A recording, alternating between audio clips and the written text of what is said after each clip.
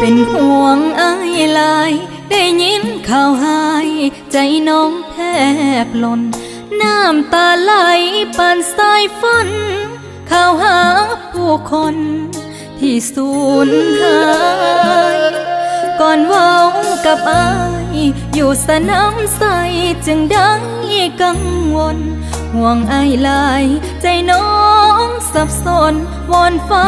ลมฝนขอได้เมตตาสัญญากันไว้แต่สัญญาณใจบ่ได้ข่าวผ่านเฟซไลน์หัวใจปวดร้าวมือถือของเจ้าเป็นจังได้น้องเหลือถึกน้ำพา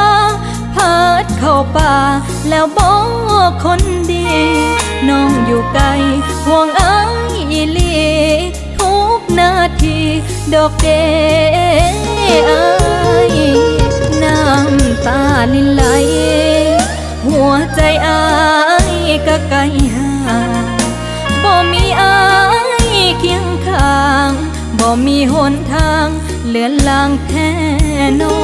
งขออ้ายปลอดภัยส่งสัญญาณใจไล่หาทันที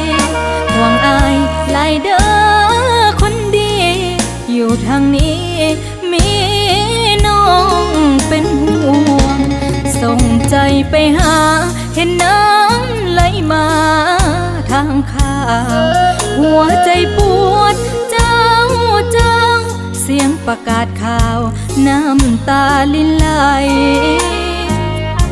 ให้อ้ายโชคดีปลอดภัยชีวิตหนีพ้นภัยเมื่อหอดบ้านไว้ขอเป็นแห่งใจให้อ้ายทุกวัน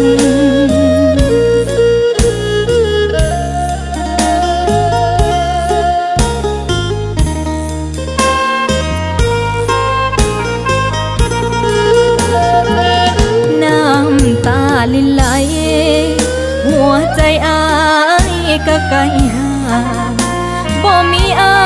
ยเคียงข้างบ่มีหนทางเลือนลางแท้น้องขออ้ายปลอดภัยส่งสัญญาณใจไล่หาทันทีห่วงอ้ายไล่เด้อคนดีอยู่ทางนี้มีน้องเป็นห่วงส่งใจไปหาเห็นน้ำไหลมาทางข้าวหัวใจปวดเจ้าเสียงประกาศข่าวน้ำตาลินไหลให้อ้ายโชคดีปลอดภัยชีวิตหนีพ้นภัยเมื่อหอดบ้านไว้